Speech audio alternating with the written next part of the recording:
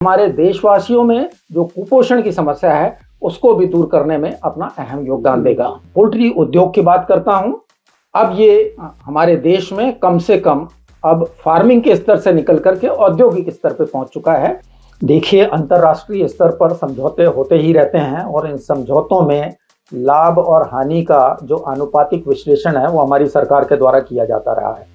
सिर्फ बात इस चीज की है कि हमें लोगों को इस बात तक पहुंचाना है, उन तक ये संदेश पहुंचाना है कि ये जो टेबल अंडा है, ये जो टेबल एग कहते हैं हम जिसको, ये प्योर वेजिटेरियन है। जैसे हम दूध उत्पाद को ग्रहण करने के बावजूद अपने आप को वेजिटेरियन बोलते हैं, तो हमारे यहाँ जो मानसिक स्थिति है वो ये है कि वो उत्पाद जो सामान्य सिक्रीशन के रूप में हमारे पास प्राप्त होता है, जिसको हम हार्वेस्ट नहीं करते हैं, उसको हम वेजिटेरियन की कैटेगरी में रखते हैं। है कि हमारे देश की जो आबादी है उसमें खासकर वो युवा वर्ग जो 17 से 27 साल के बीच का है, 70% उनका नॉन वेजिटेरियन हो चुका है। दूसरा, इस बात की भी भ्रांति होती है कि वेजिटेरियन क्या है और वीगन क्या है। आज की तारीख पे वीगन होने का भी अनुपात बढ़ते जा रहा है, परंतु वेजिटेरियन लोगों में बहुत सारी चीजों की ग्राह्यता है।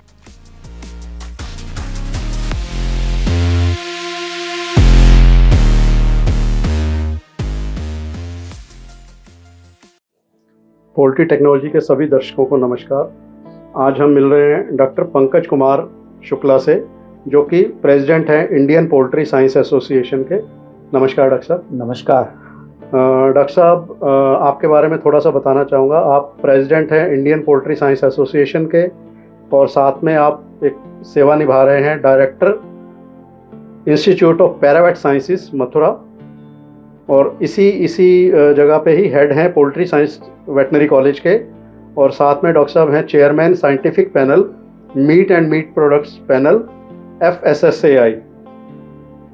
नमस्कार डॉक्टर साहब। नमस्कार। एक छोटा सा कुछ बातचीत करेंगे आपसे, इंटरव्यू करेंगे। मेरा पहला सवाल आपसे, आप पोल्ट्री इंडस्ट्री को काफ़ी देर से अपनी सेवाएं दे रहे हैं। आपने जॉइंट कमिश्नर पोल्ट्री का भी पदभार संभाला।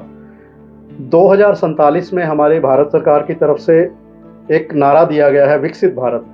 2047 में विकसित भारत के कृषि पे आधारित डेयरी पोल्ट्री से संबंधित जो हालात हैं उनमें उसका आपको क्या लगता है, भारत में क्या भविष्य है उसका? देखिए, जो विकसित भारत की हमारे माननीय प्रधानमंत्री जी की परिकल्पना है उसमें उन्होंने 4 मुख्य पिलर जो हैं वो निर्धारित किए हैं, और ये पिलर हैं हमारे। एक तो महिला सशक्तिकरण के लिए महिला को टारगेट किया है उनने। दूसरा लक्ष्य किया है उन्होंने हमारी युवा आबादी को, जो युवा जन है हमारा। तीसरा, उन्होंने जो गरीबी है उसको भी टारगेट किया हुआ है। और चौथा, हमारे किसान को टारगेट किया है। और उनका ये मानना है कि अगर ये 4 लक्ष्य जो हमने निर्धारित किए हैं, अगर इनको हम अपने साथ लेकर के इनकी इंक्लूसिवनेस रखते हैं और इनको विकासशील बनाते हैं, तो निश्चय ही हम आने वाले समय में विकसित भारत को अपने लक्ष्य को प्राप्त कर लेंगे। और अगर आप देखें तो जो कृषि और कृषि आधारित व्यवस्था है और उसकी अर्थव्यवस्था है, उसमें भी ये चारों ही जो कारक हैं वो बहुत प्रमुख हैं। महिलाएं जो कृषि एवं कृषि आधारित जितने भी उद्योग हैं उनके लिए प्रमुख भूमिकाएं निभाती हैं। युवा जो लगभग हमारे देश की आबादी का 35% हैं, वो भी कृषि और कृषि आधारित जो हमारी अर्थव्यवस्था है उसका एक मुख्य कारक हैं। जो गरीबी के उन्मूलन की बात करते हैं वो भी हम इन्हीं ग्रुप्स के बारे में बात करते हैं। और जो किसान हैं खासकर, क्योंकि हमें उनको ध्यान में रखना है और उनको भी आगे लेकर के चलना है। जहाँ तक मैं पोल्ट्री उद्योग की बात करता हूँ, अब ये हमारे देश में कम से कम अब फार्मिंग के स्तर से निकल करके औद्योगिक स्तर पे पहुंच चुका है। औद्योगिक स्तर में पहुंचने के कई मुख्य कारण रहे हैं, और उन कारणों के साथ साथ इसका विकास भी बहुत तेजी से हुआ है। अगर हम इन चारों कारकों को अपने जो पोल्ट्री या कुक्कुट का जो उद्योग है उसके साथ भी देखना चाहें तो इन सब की इंक्लूसिवनेस है। इसलिए मेरा ये मानना है कि आने वाले समय में 2047 में जब हम अपने विकसित भारत की कल्पना को करते हैं तो उसमें न केवल इन चारों कारकों की भूमिका बहुत महत्वपूर्ण होगी, अपितु हमारा जो पोल्ट्री उद्योग है वो भी एक नया रूप ले चुका होगा। और इस नए रूप के साथ साथ न केवल वो भारत की अर्थव्यवस्था को सुदृढ़ करेगा, बल्कि हमारे देशवासियों में जो कुपोषण की समस्या है उसको भी दूर करने में अपना अहम योगदान देगा। जी, विकसित भारत से संबंधित ही अगला सवाल। विकसित भारत में जैसे हमारे यहाँ कुपोषण बहुत है, आपने भी कई प्लेटफॉर्म पे बोला है, विकसित भारत में कुपोषण से निपटने के लिए पोल्ट्री का क्या योगदान हो सकता है, उसकी क्या भूमिका है? देखिए, बहुत समसामयिक प्रश्न है ये। वो इसलिए कि अगर भारत देश को अगर वर्तमान स्थिति में हम देखें तो हमारे देश में लगभग जो 5 करोड़ बच्चे हैं वो इस कुपोषण की समस्या से ग्रसित होते हैं। अगर रीसेंट हमारा जो फैमिली हेल्थ वेलफेयर सर्वे को अगर हम उठा करके देखें, जिसमें हर 10 साल में ये एक सर्वे किया जाता है हेल्थ एंड फैमिली वेलफेयर मंत्रालय की तरफ से, उसमें हम लोग जो जिन पैरामीटर्स को देखते हैं खासकर वो कुपोषण से ही संबंधित होते हैं। और पिछले 10 सालों में अगर देखा जाए तो उन पे जो सुधार आया है वो लगभग हम उसको नगण्य कह सकते हैं। मतलब जो अपेक्षाकृत सुधार की हम अपेक्षा करते हैं वो उसमें नहीं दिखाई दिया है। और उसका सबसे मुख्य कारण है जो कुपोषण है या हमारा जो संतुलित आहार है वो हमारे देशवासियों को उपलब्ध ना हो पाना। और इसके अलावा जिनको आहार उपलब्ध भी हो रहा है उसमें कैलोरी कॉन्शियसनेस ज़्यादा है, प्रोटीन कॉन्शियसनेस हमारे देश में बहुत कम है। और इसके कारण जो कुपोषण है वो अपना एक विकराल रूप लेता जा रहा है। सामान्य तौर पर अगर हम देखें तो प्रति व्यक्ति अपने वजन के हिसाब से, उसके शारीरिक वजन के हिसाब से हमको 1 ग्राम प्रोटीन प्रतिदिन प्रति किलो अपने शरीर के वजन के हिसाब से प्रोटीन की आवश्यकता होती है। ये सिर्फ हमारे मेंटेनेंस के लिए है। इसके अलावा अगर आप दौड़ भाग करते हैं, कूद करते हैं, कुछ प्रोडक्शन ओरिएंटेड एक्टिविटी आपकी होती हैं या किसी अन्य फिजिकल मोड में आप होते हैं तो ये प्रोटीन की आवश्यकता जो होती है वो अनुपात के हिसाब से बढ़ती जाती है। तो अब प्रोटीन के लिए हमारे पास अगर हम देखें तो कारक कौन कौन से हैं हमारे पास, वो या तो वेजिटेबल सोर्स का प्रोटीन होता है या एनिमल सोर्स का प्रोटीन होता है। जो वेजिटेबल सोर्स का प्रोटीन होता है उसका जो बायोलॉजिकल वैल्यू है या उसका जो शरीर में अवशोषित होने की जो मात्रा होती है, जो एसिमिलेट होने वाली मात्रा होती है, वो लगभग 40 से 42% होती है। किंतु इसी के विपरीत अगर हम एनिमल सोर्स के प्रोटीन को देखते हैं तो उनकी बायोलॉजिकल वैल्यू लगभग 90% से ऊपर ही होती है। और खासकर अंडे को अगर हम देखें तो वो 97 के आसपास जाती है।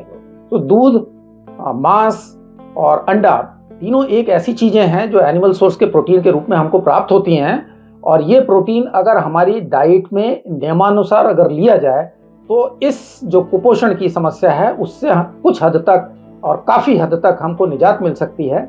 और यहाँ ध्यान देने वाली बात, ध्यान देने योग्य बात ये भी है कि जो वेजिटेबल सोर्स के प्रोटीन हैं वो उनकी लागत और उनकी कीमत इस समय बहुत ज़्यादा है। किंतु अगर अंडे को अगर हम देखें तो पिछले 40 वर्षों में इसमें बहुत ज़्यादा ग्रोथ नहीं हुई है। आज भी हमें जो 50 ग्राम का अंडा है वो लगभग 4 से 5 रुपए के बीच में मिल जाता है। और इसी अनुपात के अगर प्रोटीन की हम कल्पना करें तो 30 से 40 रुपए हमको खर्च करने पड़ते हैं अगर वेजिटेबल सोर्स का प्रोटीन होता है।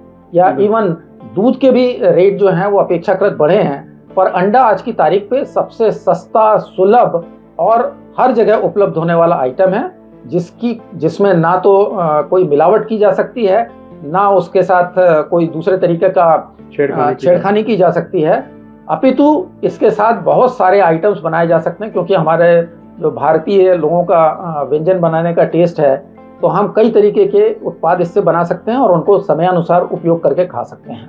जी बिल्कुल। डॉक्टर साहब, 2026 अभी शुरू हुआ है, अभी फरवरी है, तो अभी इसी साल हमारी जो सरकार है उन्होंने कई देशों के साथ deal of the deal, mother of the deals कह के ऐसी कुछ डील्स की गई हैं जो कि कृषि और डेयरी से संबंधित भी कुछ बातें की गई हैं। तो उसके बारे में आप कुछ विस्तार से चर्चा करें, कुछ बताने की। देखिए, अंतर्राष्ट्रीय स्तर पर समझौते होते ही रहते हैं और इन समझौतों में लाभ और हानि का जो आनुपातिक विश्लेषण है वो हमारी सरकार के द्वारा किया जाता रहा है जी। इस बार भी चूंकि ये डील हुई है और अभी इम्प्लीमेंट होने के बाद इसके जो परिणाम हैं वो आने शेष हैं। इस बारे में मैं इतना ही कह सकता हूँ कि भारत में जो भी उत्पादन हमारा हो रहा है, खासकर कृषि और उसमें भी विशेष तरह जो हमारा जो पशुपालन है, पशु के जो उत्पाद हैं, उसमें जो मैक्सिमम 90% खपत है वो हम लोग अपने देश में खुद ही कर लेते हैं। इसका मतलब जितना हम उत्पाद करते हैं उसकी खपत हमारे अपने देश में ही हो जाती है, सेल्फ सफिशिएंट है। और दूसरा अभी हमारा एक्सपोर्ट ओरिएंटेड ये व्यवसायीकरण हमारे पशु उत्पाद के क्षेत्र में बहुत कम है। होता तो है पर बहुत कम है। और पोल्ट्री के बारे में अगर मैं आपको बताऊं तो जो इंटरनेशनल स्टैंडर्ड्स हैं उसमें खासकर जो टोटल वर्ल्ड का अंडे का उत्पादन है या वर्ल्ड का मीट का उत्पादन है, उसका लगभग सिर्फ 10% ही इंटरनेशनल ट्रेड चैनल में एंटर होता है। उसके अनुपात में अगर भारत को देखें तो भारत अभी 1 से 2% ही अपना जो प्रोडक्शन है उसको इंटरनेशनल ट्रेड पे डालता है। तो आने वाले समय में ये तो संभावना नहीं है कि हमारे जो पशु उत्पाद से रिलेटेड हमारा जो व्यवसाय है उन पे अभी एकदम से कोई प्रतिकूल या अनुकूल असर दृष्टिगत हो। पर हाँ, आने वाले कुछ समय में ये जरूर निर्धारित होगा कि हमारे उत्पादों की गुणवत्ता कितनी है, उनकी सुरक्षा और सुरक्षा कितनी है, और आने वाले समय में हम कितनी बेहतर क्वालिटी और कितने बेहतर उत्पादन क्षमता के साथ अपने उत्पादों को बाजार में रख पाएंगे। डॉक्टर साहब, आप भारत में पोल्ट्री के भविष्य के बारे में क्या सोचते हैं? बहुत सारे चेंजेस हुए हैं। पहले टिपिकल फार्मिंग थी, बैकयार्ड फार्मिंग से हम कमर्शियल फार्मिंग में आए। अब आजकल इंटीग्रेटेड फार्मिंग है, ब्रॉयलर में, ब्रीडर में, हर जगह बड़ी बड़ी कंपनियों ने उसका स्थान ले लिया है। तो भविष्य में आपको क्या लगता है, पोल्ट्री का क्या भविष्य क्या है आने वाले समय? देखिए, हमेशा हर समय में कुछ ना कुछ अपॉर्चुनिटीज़ आपके पास होंगी और कुछ ना कुछ चुनौतियां आपके सामने बनती ही रहेंगी। अगर मैं देखूं तो आज से करीब करीब 50 वर्ष पूर्व जो पोल्ट्री की स्थिति थी, वो हमारे देश में जो मुर्गी है वो पिछवाड़े में रखे जाने के लिए और कुछ अंडा उत्पादन के नाम पे जानी जाती थी। धीरे धीरे अगर 80 के दशक में आते आते हमने एक नई प्रकार की प्रजाति का विस्तार किया और विकास किया, जिसको हम ब्रॉयलर के नाम से जाते हैं। 90 के बाद हम लोगों ने इस बात पे ध्यान देना शुरू किया कि जो मुर्गी से प्राप्त उत्पाद हैं उनकी प्रोसेसिंग कैसे की जाए, उनका वैल्यू एडिशन कैसे किया जाए, और अब हम इसको एक अच्छे प्रोटीन के उत्पाद को प्रकट करने वाली कंपनी या उद्योग के नाम पर जानते हैं। तो आज की तारीख पे जो ये पक्षी है, अद्भुत पक्षी है, जिसको हम सबसे एफिशिएंट बायोलॉजिकल कन्वर्टर कह सकते हैं, कि जो एक कम गुणवत्ता के उत्पाद को एक उत्तम प्रोटीन की गुणवत्ता वाले उत्पाद में और संतुलित आहार में कन्वर्ट करता है। आने वाले समय में यह चुनौतियां भी बहुत होंगी और उनकी खपत भी बहुत होगी। और यहाँ पे एक बात मैं विशेषतः कहना चाहूँगा कि भले ही विश्व में भारत को पॉपुलेशन की दृष्टि से, इसकी पॉपुलेशन को या इसकी बढ़ती हुई जनसंख्या को नेगेटिव दृष्टि से देखा जाता है, ऋणात्मक दृष्टि से देखा जाता है, परंतु मेरे लिए यही एक कारक है, यही एक मुख्य कारक है जो आने वाले समय में पोल्ट्री के लिए एक सफलता का कारण बनेगा। वो इसलिए कि इतने सारे लोगों को हमें आने वाले समय में और इसी आनुपातिक वृद्धि के साथ उनको उनका खाना जो संतुलित भोजन के रूप में हो वो उपलब्ध भी कराना है। तो आने वाले समय में जो मुर्गी पालन का जो हमारा व्यवसाय है उसका भविष्य बहुत उज्जवल है। और जैसे जैसे हमारी जनसंख्या बढ़ेगी वैसे वैसे हमारे उत्पादों की खपत भी बढ़ेगी और उस खपत के अनुपात में उसके अनुरूप ही हमको अपने उत्पादन की क्षमता भी बढ़ानी होगी। तो ये क्षमता क्षण प्रति क्षण, साल प्रति साल बढ़ती ही रहेगी और इसकी वृद्धि, जनसंख्या की वृद्धि और आने वाले समय में उत्पादों की जो प्रतियोगात्मक स्थिति होगी उसमें भी हमको अपनी स्थिति बेहतर करनी होगी। तो आने वाले कम से कम 50 वर्षों के लिए मैं आश्वस्त हूँ कि ये जो हमारा मुर्गी पालन का उद्योग भारत में है, ये अगले 50 वर्षों तक इसके ऊपर कोई विषम या विपरीत परिस्थिति नहीं होगी। डॉक्टर साहब, मेरा आखिरी क्वेश्चन आपसे, आखिरी सवाल। हमारा देश एक वेजिटेरियन कंट्री माना जाता है, जहाँ बहुत से वेजिटेरियन, हमारे पुरातन समय से लोग वेजिटेरियन बहुत हैं। इस वेजिटेरियन कंट्री में, इस हालात में मुर्गी पालन, आने वाली जो बहुत सारे चैलेंजेस हैं जो आपने बताए, उसका भविष्य भी उज्जवल है, फिर भी आपको लगता है कि वेजिटेरियन नॉन वेजिटेरियन वाला मुद्दा कितना बड़ा है? देखिए, ये जो सामाजिक दृष्टि से देखे जाने वाले जो हमारे परंपरागत सोच हैं या धार्मिक, वो तो चलते ही रहेंगे, क्योंकि एक परंपरागत चीज़ें हैं जो व्यक्ति विशेष को समुदाय विशेष से ट्रांसफ़र होते रहती हैं, स्थानांतरित होते रहती हैं। परंतु मेरा ये मानना है, और ख़ासकर अभी अगर मैं आपको एक आंकड़ा बताऊं कि जो हमारा नेशनल रैंडम सैंपल सर्वे है, वो ये कहता है कि हमारे देश की जो आबादी है उसमें खासकर वो युवा वर्ग जो 17 से 27 साल के बीच का है, 70% उनका नॉन वेजिटेरियन हो चुका है। दूसरा, इस बात की भी भ्रांति होती है कि वेजिटेरियन क्या है और वीगन क्या है। आज की तारीख पे वीगन होने का भी अनुपात बढ़ते जा रहा है, परंतु वेजिटेरियन लोगों में बहुत सारी चीजों की ग्राह्यता है। जैसे हम दूध उत्पाद को ग्रहण करने के बावजूद अपने आप को वेजिटेरियन बोलते हैं। तो हमारे यहाँ जो मानसिक स्थिति है वो ये है कि वो उत्पाद जो सामान्य सिक्रीशन के रूप में हमारे पास प्राप्त होता है, जिसको हम हार्वेस्ट नहीं करते हैं, उसको हम वेजिटेरियन की कैटेगरी में रखते हैं। पुराने समय में भी अगर आप एक कोट देखें महात्मा गांधी का, तो उनने भी ये कहा था कि जिसे दूध पीने में कोई आपत्ति नहीं है, उसको जो स्टेराइल अंडा है या जो अंडा बिना फर्टिलाइजेशन के जो टेबल एग है, उसको लेने में कोई कठिनाई नहीं होनी चाहिए। सिर्फ बात इस चीज की है कि हमें लोगों को इस बात तक पहुंचाना है, उन तक ये संदेश पहुंचाना है, ये जो टेबल अंडा है, ये जो टेबल एग कहते हैं हम जिसको, ये प्योर वेजिटेरियन है, क्योंकि ना तो कोई निषेचन होता है इसमें और ना इसमें कोई भ्रूण होता है। तो ये ठीक उसी तरह का एक उत्पाद है जैसे हमको दूध मिलता है गाय से नेचुरल रूप में, और ये अंडा भी एक नेचुरल सिक्रीशन ही है मुर्गी के शरीर का, जो अंडे के रूप में बाहर आता है, और इसको हम सब प्रकार से वेजिटेरियन मानते हुए इसकी ग्राह्यता को बढ़ा सकते हैं। बट इसके लिए हमें लोगों को जागरूक करना होगा, अपने जो तर्क हैं वो उनके सामने देने होंगे, उनको डेमोन्स्ट्रेट करके दिखाना होगा, और अल्टीमेटली उनको कन्विंस भी करना होगा, क्योंकि आने वाले समय में इससे सस्ता, सुलभ और अच्छा पौष्टिक और संतुलित प्रोटीन शायद कोई नहीं होगा। आप सबका बहुत बहुत धन्यवाद डॉक्टर साहब। नमस्कार।